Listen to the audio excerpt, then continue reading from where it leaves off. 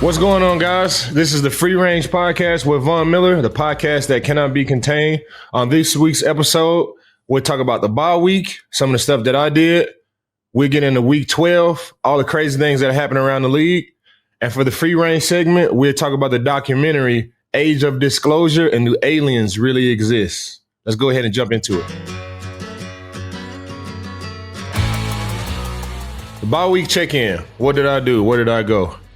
I was in Dallas. I wanted to do some, fun stuff, go out the country and, travel halfway across the world, even though we were in Spain. But I got kids, man. So I spent 95% of my time with my kids. I was able to go drop them off for the first time this season, pick them up from school for the first time this season.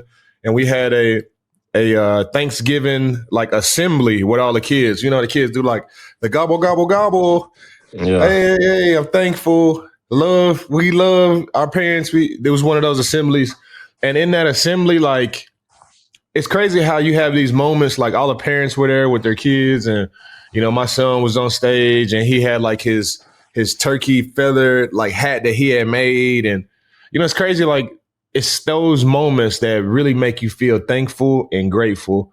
And I found myself like tearing up. I didn't drop a tear, but I was just, tearing up. I felt grateful and I felt thankful and I felt blessed to be able to have, 2 healthy kids, a 15-year career, make all the money that I need. Obviously, you always need more, but at that moment, I felt grateful and I felt at peace with my life and everything that I had done. And it all just came from my son. And, I love my kids, and just to be able to be a dad and drop them off at school and pick them up for school, that was, some of the things that, that I really appreciated, that I was really, really grateful for. And it's crazy because that moment only lasted 5 minutes, and then boom, you snap out of it. And then my son started acting crazy again and not listening and running around and running through old people and then doing all this stuff. So easily I had to transfer from, oh, I'm thankful, I love my son, to like, hey, Val, get out of there. Come on, sit down. Come back here. Sit, stop. No, don't do that. Which, kind of took me out of that. But that feeling still lasted for the rest of the week, man.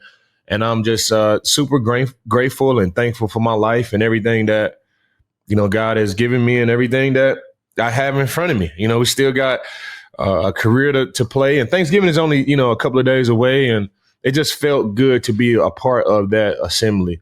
And some of the other things that I did in my bye week as well, I was able to do a food review. I was able to go to Aunt Irene's kitchen in Dallas and do like a food review. And these are some of the things that I watch on social media. These are some of the things that go through my algorithm. It's Mr. Chom Tom and it's what's my other guy's name? Keith Lee. Keith Lee, yeah. Keith Lee, Mr. Chom. I got it. Let's try it and rate it 1 to 10. Like, these are some of the guys that I watch. Like, it's you would think that I'd be watching like, football highlights or this and that. But these are some of the stuff that interests me, is like food and like different food in different places and, different establishments. So I was able to do my own version of that in Dallas with Aunt Irene's kitchen. And it was amazing. Like, only thing that was the knock on it, because obviously these places have pros and cons. No place is just perfect, or a place that I haven't found it yet. No place is just all the way perfect. And I think that's what makes it interesting to go and try some of these different foods. So Aunt Irene's, the food was amazing.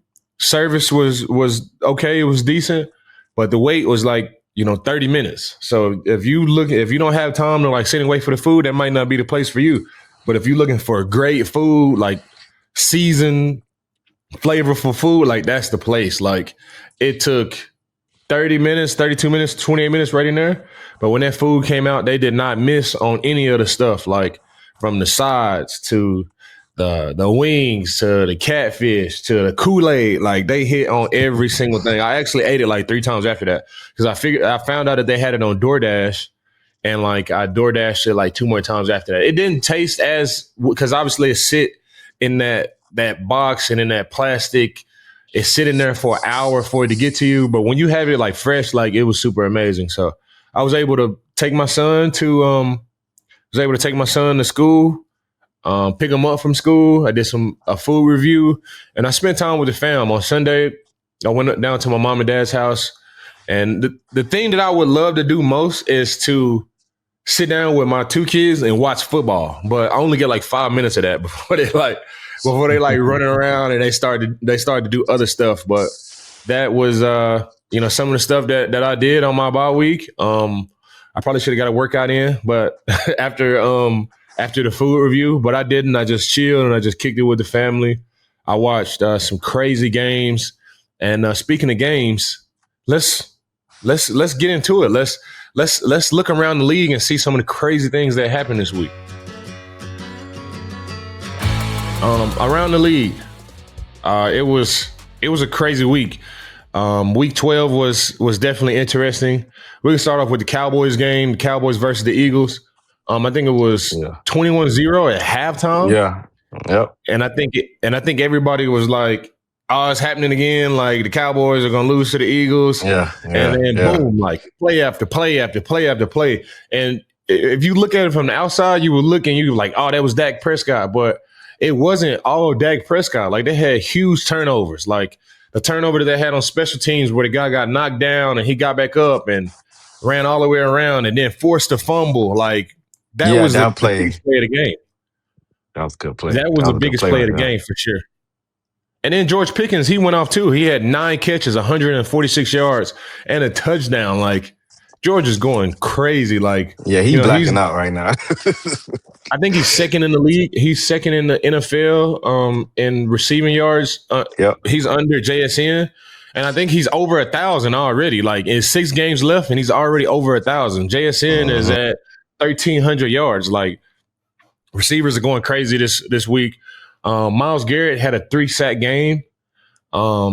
He had 3 sacks, and I think he had a 4-sack game, and then he had a 5-sack game before. Like he can sacks like they like they yards at this point. Like receptions and stuff. Like Myles Garrett got 18 sacks. He has 18 sacks with 6 games left in the season. Like the NFL record is 22.5 sacks.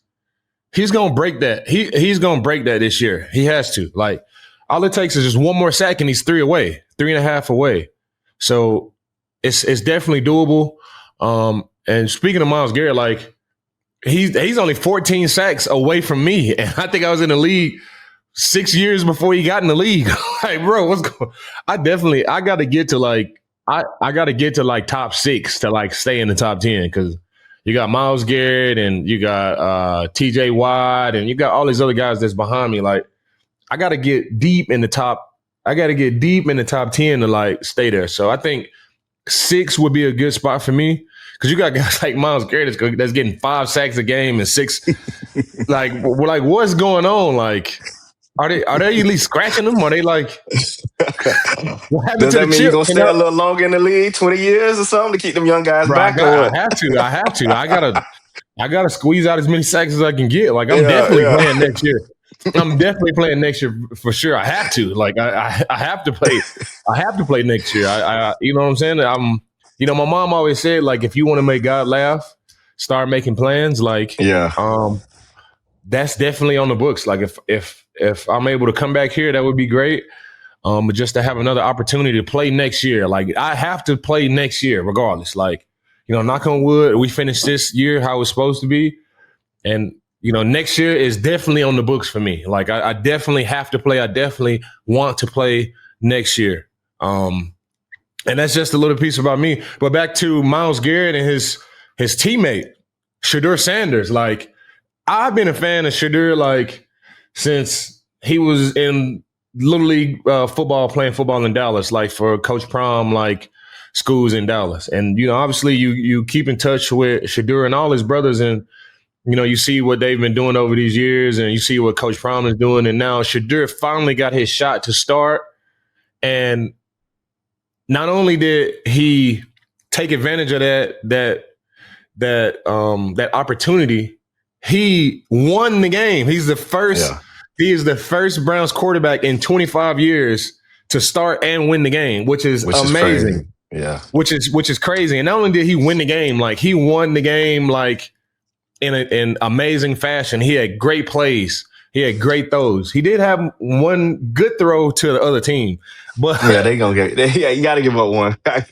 he had to give up one. But Yeah. the throw that really stands out for me is when it was a zero blitz and he ball Tom to the right and he just threw it up to Bond, and Bond, who's had, you know, his own struggles as well, and to see him overcome those and catch that huge ball, like, shout out, man, Isaiah Bond, man, and shout out Shedeur Sanders, man. Like, it's definitely inspiring to see those guys do some of the stuff that they did. Like, and after the game, you know, Shedeur, he gonna pop it a little bit. Like, Yeah. he gonna pop it a little bit. Initially, like, when I saw it, I'm like, no, this got to be AI. Like, no, he ain't talking like this. Nah, that boy was talking fly, man. He was talking. I was like, no, man. Like, I had to look and see. Like, I was looking to see if the jersey was right on there, and I was like, no, this really. Oh, that's really him. Like, oh, dang, like, that's dope, man. Like, that's dope, man. And I mean, I want to see him have, you know, is more success. Like, you know, 5th round, he definitely wasn't supposed to be drafted in the 5th round. 1st round, maybe not. But second round, like, that's why I always saw him like fitting in. And to see 5th round, that's just way too much. Like, they was doing, I agree. They was doing the stuff. They was doing the stuff which we all know about. I can't really put the words on it, but they was doing the stuff. They was doing it in real time. Yep. In real time, they was doing it, and then they was doing it at this season too. They was doing this stuff. Yeah. Like, oh my God. Yep. To see him like overcome that. Did you see the post game when the coach kind of like, I don't know, I don't want to jump the gun, but it seemed like he kind of like, it was like a backhanded kind of compliment. He was just like, yeah. It wasn't. It was just like, he was like, Myles, Garrett, you had a good day. Of course. You had a good day. And Shedeur, like, you did good too. It was just like, maybe he just forgot about like Shedeur. Maybe let's give Kevin Stefanski the benefit of the doubt. Like, maybe he's just so excited in the moment to get a win. Like, they the Browns, like, they struggling. They just like us to get a win. Like, the quarterback. It's so many different things that's going through your mind. Like, and then he was just like, yeah, Shedeur. He was like, man, I can't. Maybe he was like, man, I can't forget Shedeur. Like, this was his first start. Like, boom. Yeah. And then another thing that I like about the situation too is they didn't wait to like midweek to say Shedeur was going to be the starter. The very next day, they was like, no, Gabriel is going to be healthy this week, but we're going to ride with Shedeur another week. Yeah. Like, I really like that too. Like, Me too. Like, give him another week, man. Give him some more room to like let him practice. Like, let him like feel comfortable in that position, and let's see what else we can get out of him, man. Like, it was just a great moment for me being a fan of Shedeur and all the Sanders to see him have success. And then, you know, his brother was a cameraman. Like, you know, to see him on the sideline, like taking pictures before the game, his first start. Like, I got a brother too, and I know how special those moments is. So I'm definitely a fan of the Sanders, and especially Shedeur, man. And I'm holding it up for you, my boy. Go ahead and keep having that success, man. Another thing about the Shedeur Sanders start, you know, during the game, like, people was like, why are they taking him out? Like, they get down to the red zone and they was like, why is he taking him out? Like, they don't want him to score a touchdown. I'm like, y'all come on. Like, y'all come on. Nah. They've been doing that Wildcat with Judkins all season long. Yes. Judkins is, I don't want to, what do I put? Judkins is a super talented running back. He's super talented. Like, I'm not going to sit here and say like he the best in the league, but he definitely has the potential to be something crazy in this league right now. No, he's good. You got Bijan and you got Jonathan Taylor. You got all these guys that have put in the work to have that claim and to be, you know, to create an argument for the best back in the league. But Judkins, like, he's super talented, and the future is so bright for Judkins. And for sure, they've been doing that little Wildcat thing with him all season long. So obviously, when you get down to the 5-yard line, you're going to do like, hey, let's give Judkins the ball 5 times in a row. Let's get in there. Yeah, like, let's get in there. Shit. Let's get in there. Like, Shedeur, all Shedeur was going to do was just get the ball and hand it off to Judkins anyway. Correct. So let's not create like all of these false narratives. Like, hey, like, they just trying to say them. Nah, that's not what it was. Like, obviously Shedeur can run the ball and he can do all this stuff, but Judkins, I think y'all would agree with me. Like, he's a little bit better at that. Like, 5 yards running the ball. Like, they just give it to him and let him run downhill, like, and get in there. And then you see what happens when you're able to have a lead. Like, Myles Garrett went off again. Like, geez, Louise, that defense. If they're able to get a lead, they got all of the pieces in place to have success. Like, and I'm a fan of Myles Garrett, Texas A&M. He went to Texas A&M, and like, he's just a beast. And it's really nothing that you could like say or like hate on. Like, they got a losing record. I think they only won 3 games this whole season, and he's leading the NFL in sacks. And that's some of the hardest things to do. Like, obviously, when you have a lead and you got a good quarterback, you can just pin your ears back and you could just get after the quarterback. Like, like you can anticipate the snap count. Myles Garrett hasn't had that all season long. Like, he's had trouble on the offensive side all season long. Like, and he's still been able to get 5 sacks here, 4 sacks there. And I think those 2 games, they lost those games. Yeah. So to have that type of success on a losing team, like, I think it's really understated to it's really Myles Garrett. You can't talk about that. You can't talk about Myles Garrett enough. Like, obviously he's in a whole different stratosphere. He's big, he's strong, he's fast, but he's in a whole nother stratosphere at this moment in the NFL right now. Like, nobody really touching him right now. Like, nobody really around him right now. He got 18 sacks. He got 18 sacks with 6 games left in the season. Like, he got 6 games to get 4.5 sacks. He could do that in one game. He's done it in one, and he's playing some teams that have been struggling. Keeping the quarterback upright. Yeah. Man, I'm interested to see Myles Garrett do what he does, and for him to break the record. I think the NFL, they try to pin us against each other, and they try to say this guy's number 1, this guy's number 2. Like, hey, Myles. You got it, my boy. Hey, Myles, you got it, my boy. He only 14 sacks behind me, and I was in the league 6 years before him, and I'm only 3 sacks away from being in the top 10. Like, at this rate, like, Myles will be able to really have a shot at breaking the all-time sack record. So shout out to Myles Garrett, man. Texas boy, Dallas boy from Arlington, went to Arlington Martin, and he's a Texas A&M Aggie. Shout out to my guy over there. It was 3 different games in overtime this weekend. How stressful is it to play in overtime games, and do I like playing in overtime games? Honestly, no. I don't like going to overtime. I'd rather just win the game. I'd rather just win the game outright. Yeah. I'd rather just win it outright, but like, whatever it takes, bro. Like, that Giants versus Detroit game was crazy. Like, I really thought Jabbo was going to pull it off, man. Like, I think everybody wanted it.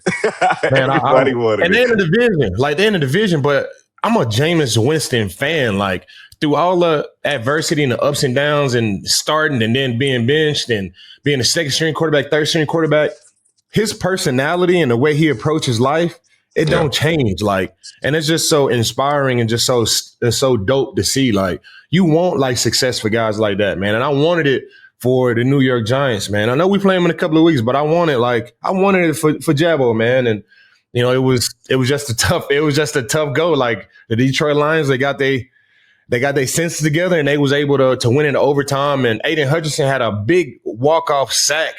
I think it was on 4th down on Jameis Winston, and he's a beast too. Like, he's a beast in the sack, and then you run down the opposite side of the field, and everybody's going crazy. Like, as a pass rusher, those are the type of moments that you live for, man. So, shout out to Jabbo, and shout out to Aiden Hutchinson and the Detroit Lions, man. They're doing big things. It says, as a defender, would I rather take the field first or second in overtime? Man, I would like to go out there. It's a point to be made at both. Like, if you go out there first as a defender and we let them score, like, now the offense, they have a chance. Like, we know we got to do offensively. But if I'm a defender and I go out there first and we stop them, then we know, like, hey, like, all you need is like a field goal to be able to get it done. You see what I'm saying? So it's a point to be had for both sides. But me personally, I would rather go out there on defense first. I would rather go out there on defense first just to like set the tone. Because if our offense goes out there and they punt the ball, then it's more pressure on the defense to be able to get something done, which I thrive in high pressure situations. So I would like that too. But for me, man, let us at the start of the game, I like going out on defense second. Like, I like going out there second. For overtime, I would rather go out there first. And that's just me.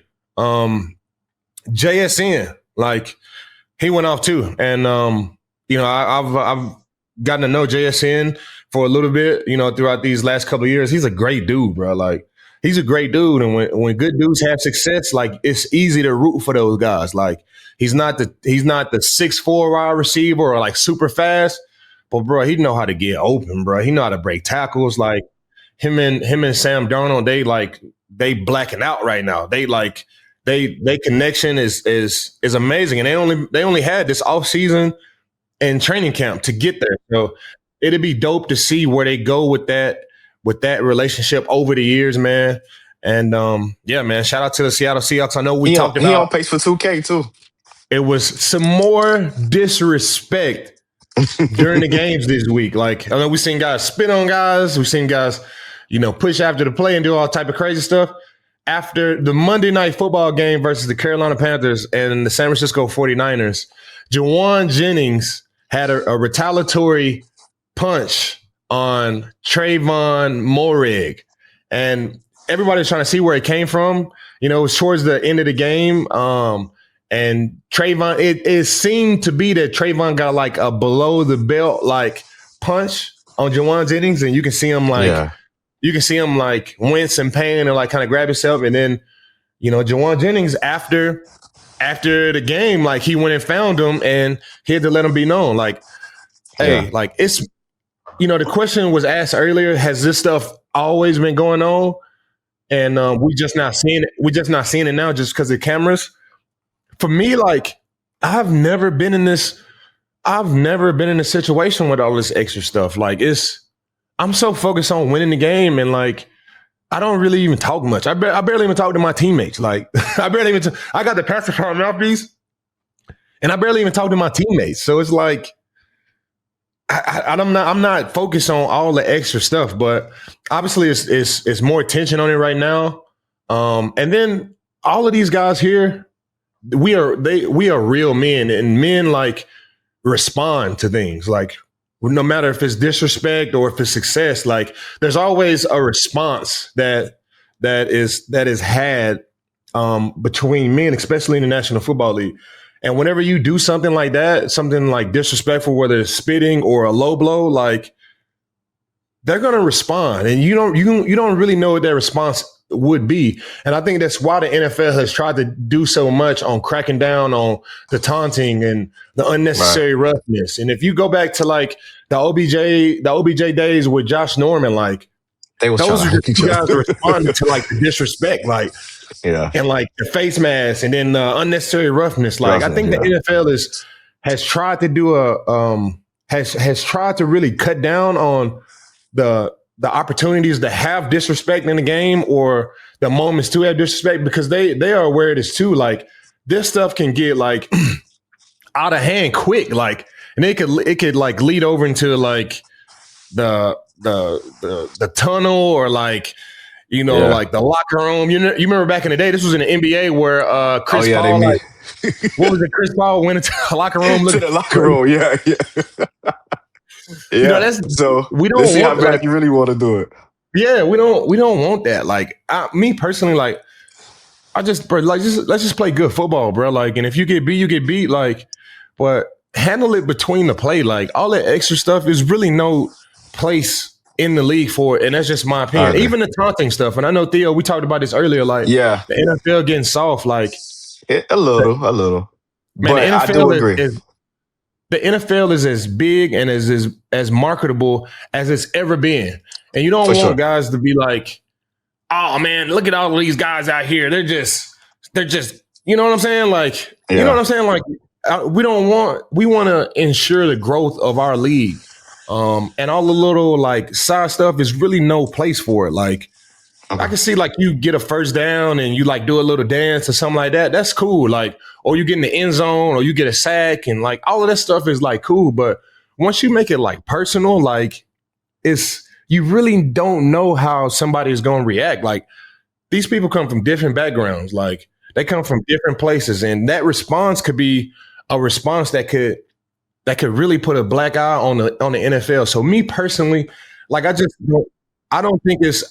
it's a multi-billion-dollar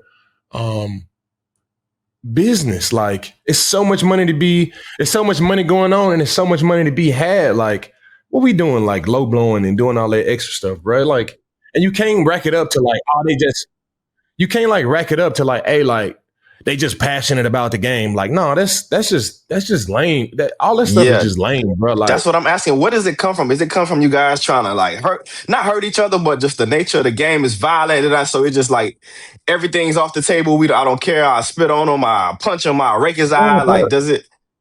all of that stuff be happening like after the play, bro. Like if you're That's gonna true hit too. somebody hard or like that's during the play, like that's part of the game. It's a violent sport. Like all that stuff just be bush league. Like I'm not Okay. sure. Like if we go back to the Jamar Chase and Jalen Ramsey, I'm not. There is nothing that Jalen Ramsey could have said to Jamar Chase to have him retaliate like that. Like, oh y'all, man, I'm just not seeing like there's nothing that Jalen Ramsey could have said to Jamar Chase to have him respond in that type of way. Jamar Chase making $42 million a year, and I know this don't have nothing to do with it, but like, bro, you got 42 million. Like, it ain't nothing that you can tell me like that. It's just gonna roll off. It's just gonna what? Like, you said my mama what? Oh man, like it's. I just can't really see. There's really nothing that could really get that response out of me. You know what I'm saying? Yeah, I get you. But like I I get said you. before, there's no space for it. There's no space for it, and I want to see guys just getting back to just playing ball, man. Like if you lose, you lose. Like we gotta be sportsmen. Like we gotta have good sportsmanship. Like if you lose, you're gonna lose some. Like lose with grace. If you're gonna win, you can do your little stuff, talk your little stuff or whatever. But like win Yeah. with grace too. Like if I see a little trash talk here and there, but like the disrespect is just too much. I played with Josh Allen. Like he one of the most like yeah. And I played against Phillip Rivers too. Like bro, like Oh yeah. He was a it shit talker still for ain't sure. nothing that they could do that's gonna have me like want to spit on him, no, or like punch him below the belt. Like in my opinion, Von Miller here on the Free Range Podcast, it's lame, bro, when you respond in a way like that. And it make you look bad and it make everybody else look bad. And of course the other side gonna respond too. And then you got, bro, it's just a bad look in my opinion. I would like to see some of the guys just kind of tone down on the disrespect. This week we got Thanksgiving coming up. We got Thanksgiving Day games. We got the Lions and the Packers. We got the Chiefs and the Cowboys, and we got the Bengals and the Ravens. All three of those games are big time games with big time repercussions. Like the Chiefs need that game. The Cowboys need that game. The Bengals need that game. The Ravens need that game. The Packers need it, and the Lions need it. And it's not one of those games where like, hey, we could take a loss. Like these have big playoff ramifications for all of these teams. Like the Chiefs, if they lose this game, they got tough sledding. They might not make the playoffs. And that's the Can we same way with imagine the that? Cowboys. Oh That's my the same way god. with the Cowboys. The Chiefs not making the playoffs. Like what? Like Yeah, what's that really sounds going on? crazy. That That sounds crazy. sounds ridiculous. Like Yeah. the Ravens, not being able to make the playoffs, like that's tough too. I think this would be Joe Burrow's first game back. I'm excited to see what Joe Burrow does. Like he's one of the best quarterbacks in the league. He's part of the big three. Uh, you got Patrick Mahomes, Josh Allen, um, Joe Burrow, Yeah. and you got Lamar Jackson. Those four guys, like, and then I would say this too. Dak Prescott is really playing his way into the big time Come quarterbacks. on. You gotta get to him. You Yeah, gotta I get gotta to give him. it to him. Like Dak Prescott is really. I admit when I was wrong. Like I had said Yeah. before, like Dak is the highest paid quarterback in the league, and he's not one of the top quarterbacks in the league. Like I was wrong. I'm sitting there telling you right now Yeah. on the Free Range Podcast, like I was wrong. Like Dak Prescott has shown time and time again that he has what it takes to be part of the big three. Like, is Yeah, he for part of the sure. big three right now? No, but now we see why Jerry Jones, took care of him the way that he did. Now we Yeah. see why the Cowboys are so high on Dak Prescott. He has CeeDee Lamb and he has George Pickens. George going crazy, yeah. They got a solid running game with my guy Javonte Williams. Like I played with Javonte with the Denver Broncos. He's probably one of the key pieces that the Cowboys had this offseason in signing him. When I saw that, I already knew like I already knew what he was bringing to the table. I played with him in Denver. I already knew like what type of back he was. Like if he could just stay healthy, he had some injury issues like, early in his career. But when he healthy, he a beast. They got a solid offensive line. The defense played out of their mind. There's playing out of their mind as well. And everybody was like, hey, like, what they gonna do with Micah Parsons? Like, Dallas Cowboys, they have a good team, and they have a scary good team that's really gonna be able to make a push for the playoffs right now. And I'm excited to see what they do for the rest of the season. We know what the Packers are. We know what the Lions are. That is going to be a tough game. The Packers really had their way with the Lions at the beginning of the season. I think they blew them out. I think they won by double digits. I don't want to sit here and a lot of y'all say it was 30 points, but it was a lot to a little. It was a lot to a little at the beginning of the season. And now the Lions, they're starting to hit their streak. They played a tough game against the New York Giants, and those type of games build confidence. Like it builds that type of confidence. Like, oh yeah, we can't. Like no matter what it looked like, we can't lose. And that type of confidence rolling into a Thanksgiving Day game with the Packers, like it'll be dope to see. This Thanksgiving will be amazing. You got 3 really good games with big playoff repercussions, and it's just going to be fun to watch all the games. Also on Black Friday, we got a big game too. Like the Bears are going off right now. I think they won 7 games straight. The Bears are playing the Eagles on Friday, and Eagles coming off a tough loss to the Dallas Cowboys.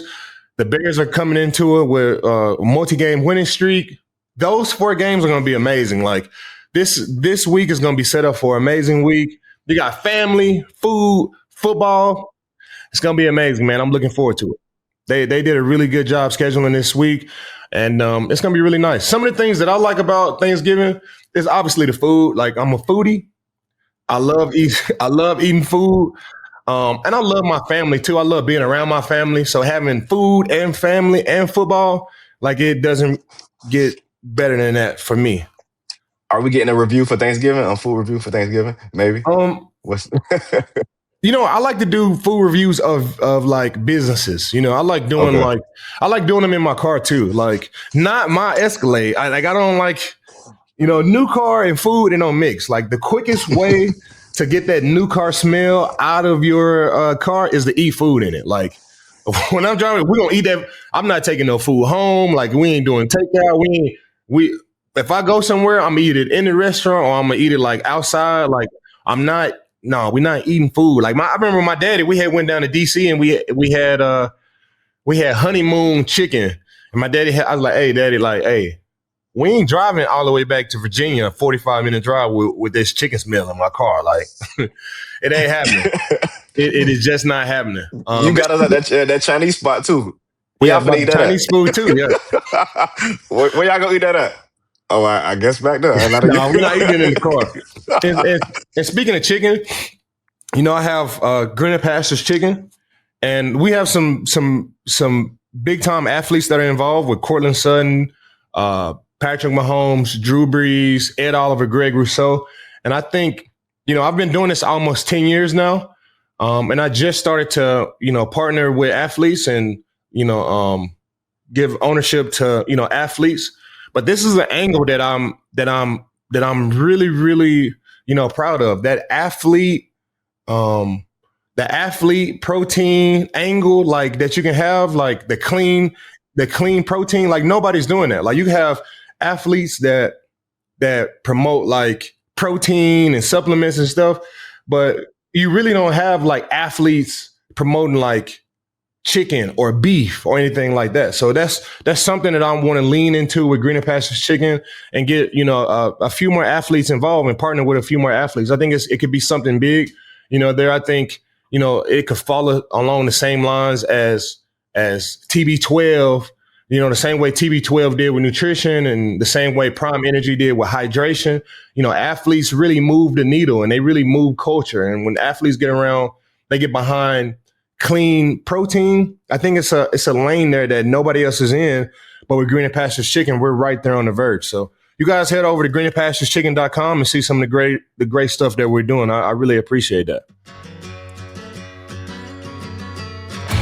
This week, the Commanders are playing the Broncos. And like I said before, I really hate playing my old teams because the type of love that I have for them, and now I gotta play them again. Obviously, I'm not gonna be there crying and all emotional where I won't be able to play. Like that won't happen. But it's just, it's just a lot of great memories that go through your mind and a lot of reminiscing, and it's just really, really nostalgic for me in these weeks. And it's really just it's bigger than just the game. Like I'm not about to sit here and lie to y'all. It's bigger than just the game. Um, I still love the Denver Broncos. I don't think it's nothing, everybody knows that. Like I still have a soft place in my heart for the Denver Broncos. I play for the Commanders, of course, and I want to win the game. But there will always be a soft spot for the Denver Broncos and all of my guys there. And this week it'll be no different. Cortland Sutton is a part of Greener Pastures. We partnered in business, and we played together in the National Football League. We played together with the Denver Broncos. And that's my dog. I was at his wedding. Like I've been knowing Court like for years now. So, and then the same thing with Garrett Bowles and the same thing with Patrick Surtain. So it is, but when that whistle blow and, you going against the Denver Broncos, all of that stuff, it just fades away and I want to win the game. But at the same time, I do love the Denver Broncos. And, you had that Nino Brown like meme that I posted last year, like when he had to like shoot G Money and he was like crying at the same time. I don't want to do it, but I got to. Like that's how I feel about the Denver Broncos, man. I pay attention to the Denver Broncos. I pay attention to the Los Angeles Rams. I pay attention to the Buffalo Bills. Those are all my former teams, and I want those guys to have success. And I know they feel the same way about me too. So the feeling is mutual. I know when they come into the game on Sunday, they want to win the game. We want to win the game too, but it'll always be love, not only for the Denver Broncos, but all of Broncos country. Like my fan base, my fans that I have in Denver still to this day, they are amazing. Like, and shout out to Broncos country. Shout out to Denver and all of my fans that I have there still. Like, I love y'all, man. And I really appreciate y'all. Like, I can't like go anywhere or like type anything on social media or have anything going on without it being a Denver Broncos fan like there to like support me and show love. So I appreciate you guys, man. It's love. It's all respect. That 60 minutes, I want to win the game. I know y'all want to win the game too, but the love that I will always have for the Denver Broncos and and Broncos country will always be there. And I know Theo, we talked about it earlier. Like, hey, like you got to stop talking about the Denver Broncos so much. And it's just like.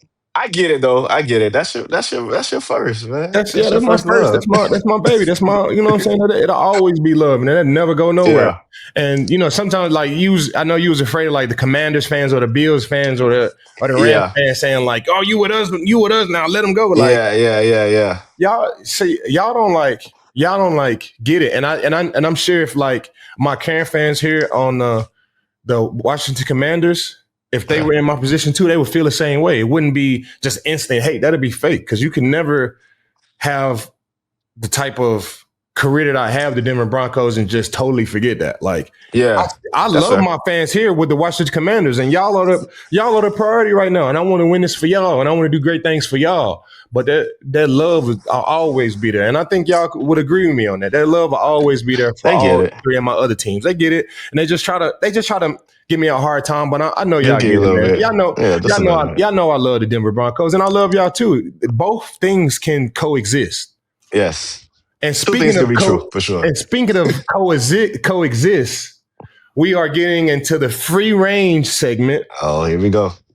And this segment is about the documentary Age of Disclosure.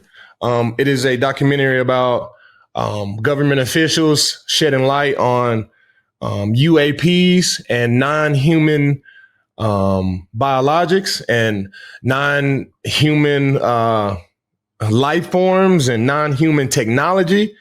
And it is something that I've always been interested in. And it's something that always it really grasps my curiosity to really think about, it being another species out there in the universe, or it being technology that can bend space and time, where they can travel across the universe and they can be here and be in the ocean and be in the air and out of space, and they can go in between all three of these mediums seamlessly. They can speed up to 36,000 miles per hour and then stop on a dime. Like, this is a technology that interests me. And I'm not gonna lie, like, I watched that documentary and it kind of gave me like goosebumps. Like, it kind of had me like a little like uneasy, like I would say like scared. you know, Like it was like a little piece for of me, like, invasion or something, or just you like said what? for invasion? You think an invasion coming, or No, you I'm not just kind of thinking just like, invasion. I think it's just to know that you're not at the top of the food chain, and there are intelligent life forms that can travel from across the universe and get here, and they can literally do whatever they want at any given time.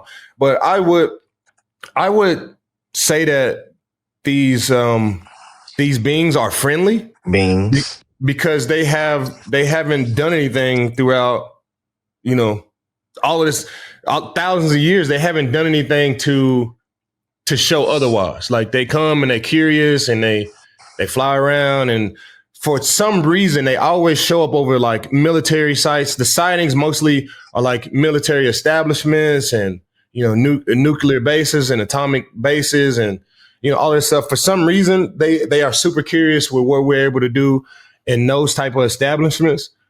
But it is just so interesting to me that they have the technology that they have. And in the documentary, they kind of went into it. They kind of like speculated what type of technology that they might be able to possess. Whenever these government officials, whenever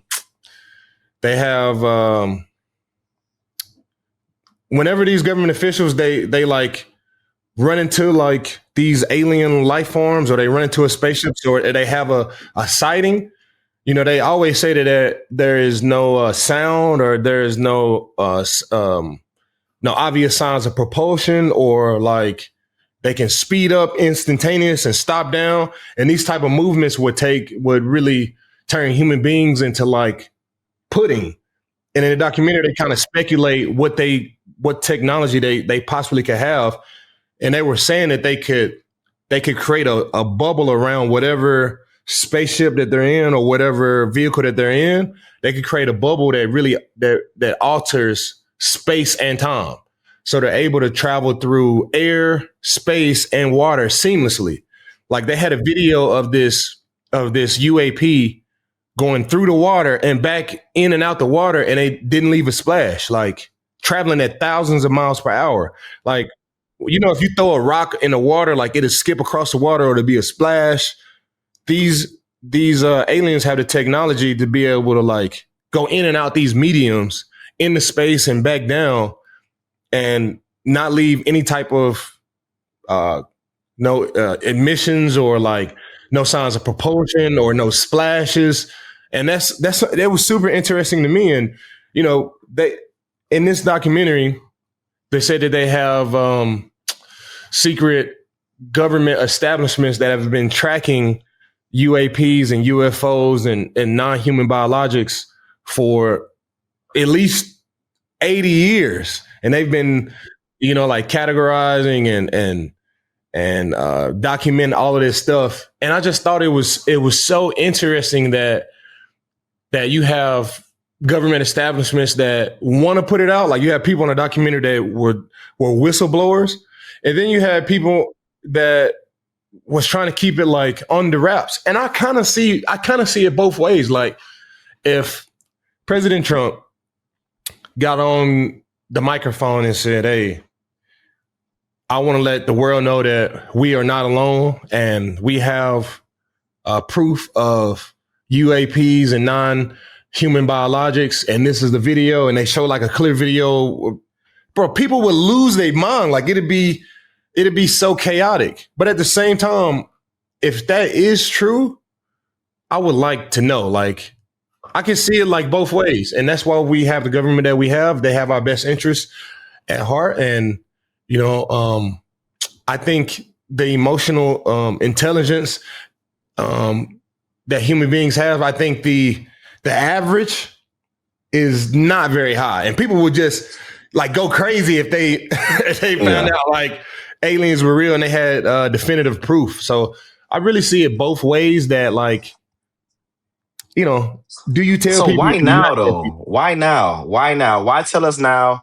Why? What's the, you know what I'm saying? What's the message behind it? Is there something else going on? Like, why now? Right now in 2025, they're kind of like slowly leaking it out and letting it know that they're real. Like, what you think about that? Like, why right Well, now? I don't think they Because there's always slowly. been signs, like It's always been signs, and it's always been like from the movies to the yeah, you it's know. always been there. I think the frequency of these sightings are starting to raise up. I think it was 300 and a little bit over 350 sightings last year. So it's Mhm. not like it's not like it's people are saying right now. It's just it's starting to increase, and I think with the way we're able to consume media and the news, like it's just more available than it has ever been Yeah. before. And I saw Neil deGrasse Tyson. He had a take on aliens or whatever, and he said that if there were aliens, why don't we have like any proof? Like everybody has a phone, everybody's able to Nah, take for sure. pictures. I do agree with that. But that falls back into the thing that I said before. Like he said that everybody, if they have a picture of an alien or a spaceship or a UAP, it's always like blurry or you can't really tell what's Blurry. going on. Yeah, But yeah, that yeah, kind of yeah. falls into what I was saying, that they have technology that can bend space and time. So whenever you're taking a picture of that little bubble that's around these UAPs, like it's gonna Yeah. be blurry. Like you're not gonna be able to get like a clear photo because one, they're moving so fast, and then that bubble that's able to warp space and time around these spaceships, like Mhm. it's going to create blurriness and it's going to create photos that's not very efficient, and Yeah. it really creates doubt in like what's going on, like. Right, right, right. But it's So just let's too be many. clear. Let's be clear. Do you believe in aliens? Yes or no? Right now. I don't think it's a belief thing. Like I don't. I think the word should. I think the question should Are they be. real? I think non-human um, beings do exist at some form of fashion. And I think if you Yeah. think how big the universe is, like human beings can't even comprehend how big Yeah, the we can't even universe fathom is. that Like shit. Yeah, you for can't sure. we can't even comprehend how far some of these star systems and these other solar systems and galaxies are. You have star systems that are 4 billion light years away. Like it takes So light. It takes light 4 billion years to like that. That distance is so huge that people can't really comprehend how vast the universe really is. So out of all the universe is so huge, like there has to be some type of life, some type of intelligent life within the universe for sure. that's fair. Just why I just don't understand if they, with power, they usually take over stuff. They usually, if they're so more advanced, and like why they kind of sparing us because they like how we look, No, or I they think just that's I think that's just that's just what they show on like movies and all this stuff. I think these beings are so intelligent that yeah. they just want to gather information and they just want to see how we live, and they probably don't even look at us like a civilization that is worth Or a like threat or anything like yeah, that. like conquering. Like Yeah. if you got ants, say if you got It ants in might your be. backyard, you just leave them in the backyard. They don't like that. It don't Yeah. bother you. They in the backyard. I think when they start to like creep into the house, now you're like, hey, like man, I gotta figure out where these coming from. And I think that's kind of like the perspective that these non-human beings might have. Like they so far over there, we just not worried about them. They got nuclear Uh, weapons and they doing all this. If you really look at it, like they probably looking at us like I wonder what our view is, bro. What they view us like they when they probably look view into us the little as fish not. bowl or They probably something. view It's us just as like, not intelligent at all. Like if you look at some of the problems that we have here on Earth, like global warming and racism, and nobody can really agree on nothing. Like you got all of these different nations and everybody fighting against each other. If you take a step back and yeah. look at humanity, they probably like, Look at oh, these. what they got. Look We at don't like. We're not worried about they can't them. even do. They can't even They do it do on got their a own. They nuclear can't. bomb though. Let's go over there and check that out because let's see what they doing right there. Like, okay, that ain't Yeah. nothing. Like, and I think they just they just show up and it's just like it's just like a like they just able to like they just gather information. They basically at the zoo like looking at like animals like, oh yeah, Yeah, that's a that's a nice zebra. It's they just check it out. Like it's pretty. Like, but yeah, we can leave it over here. I don't want to take that home, and they just go back.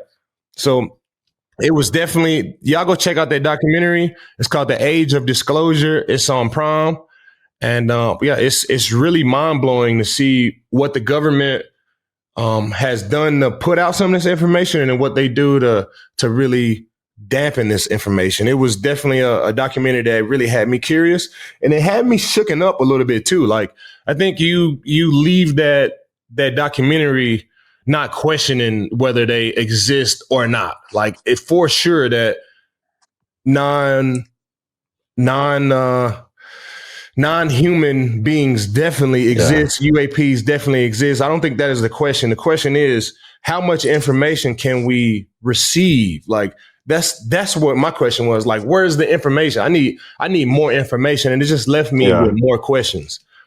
And Yeah. that was a great documentary that I saw just not the other day. So you guys can go check it out.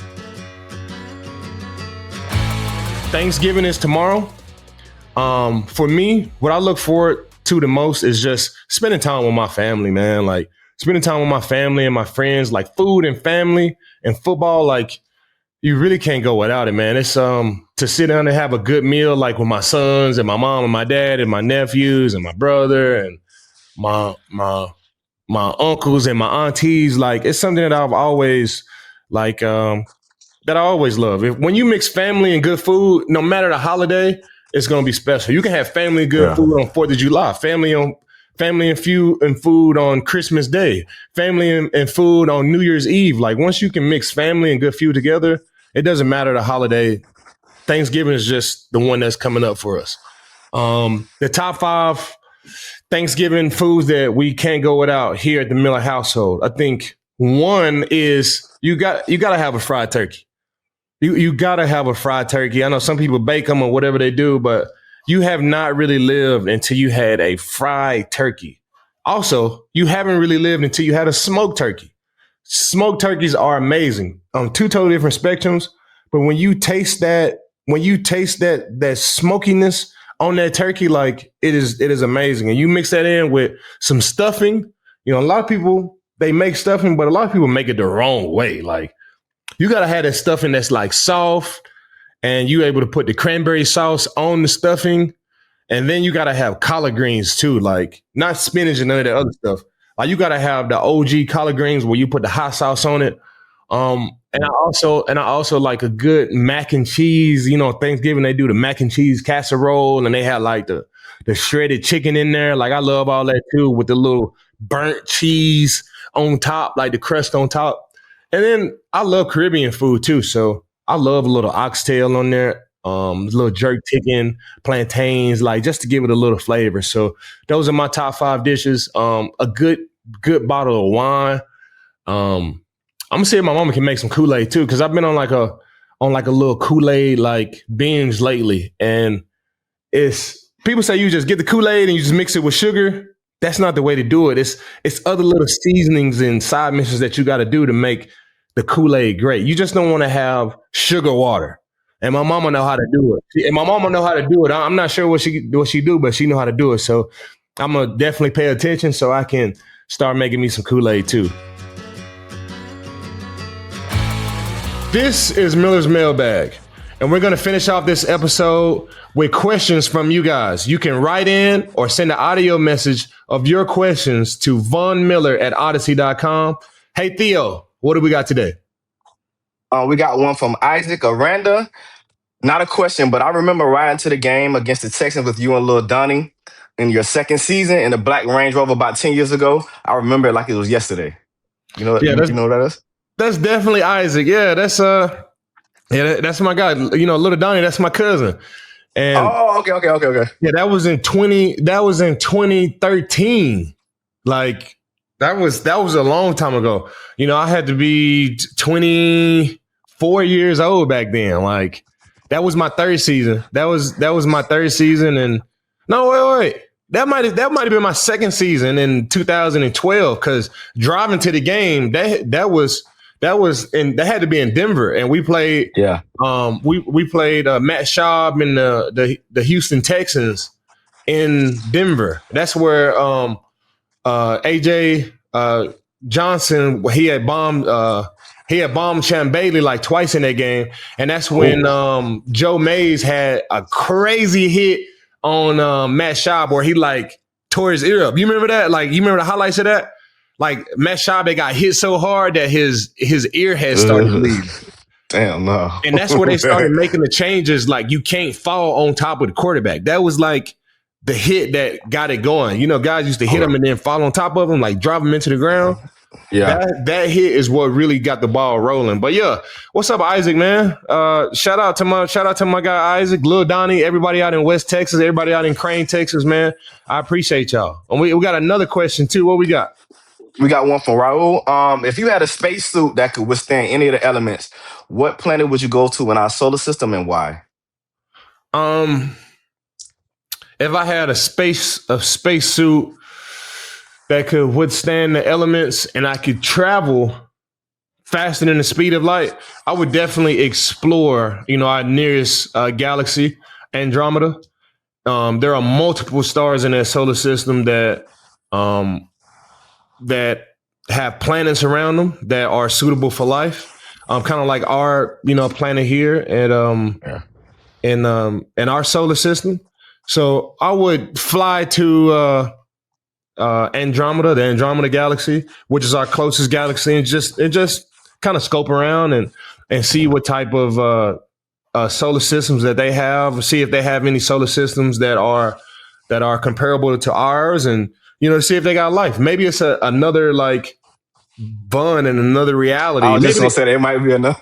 Yeah, maybe they have like cool sports or some form of sports or some form of competition within those beings. Like, I would love to I mean, it would be kind of scary to actually realize that we're not the only ones in the universe. But after you get off of that, like, I think it's just, I think it'd be amazing to be able to see other life. And I can really appreciate, seeing other life and the way they do things. Like, I think that would be really, really cool. So if I had a spacesuit that I could travel anywhere in the galaxy or go to other galaxies, that's what I would do. I would go to Andromeda and I would just keep going, down the list, because there are trillions of galaxies out there, trillions of galaxies with billions of stars just like ours or even bigger than ours, with solar systems that are comparable to ours or even bigger than ours that have some type of setup where they have life. So there are solar systems that are comparable to ours that have planets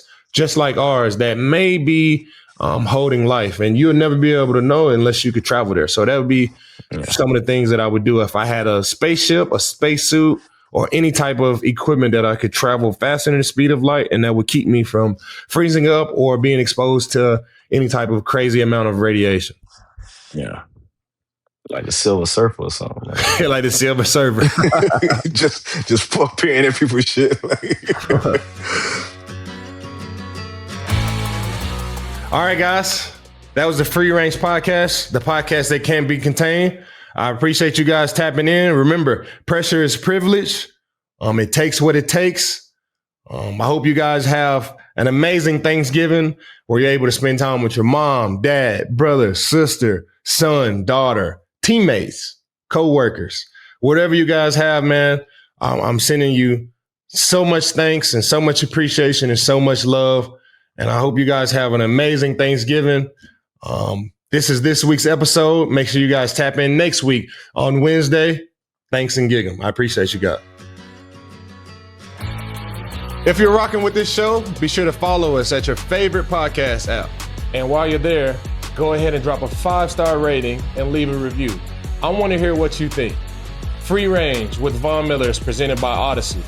Our executive producers from Odyssey are Leah Reese-Dennis, Danny Freisinger, and Greg Hoseman. The show is produced by James Jackson and Evan O'Brien. Video production and creative design by Kurt Courtney and Lauren Vieira. Special thanks to Ben Swanson and Theo Smith and the team at Odyssey. Maura Corin, Melissa Wester, Isabella Apple, Hillary Shuh, Eric Donnelly, Kate Rose, Colin Gaynor, Sean Cherry, and Jake Gallen. We appreciate you guys.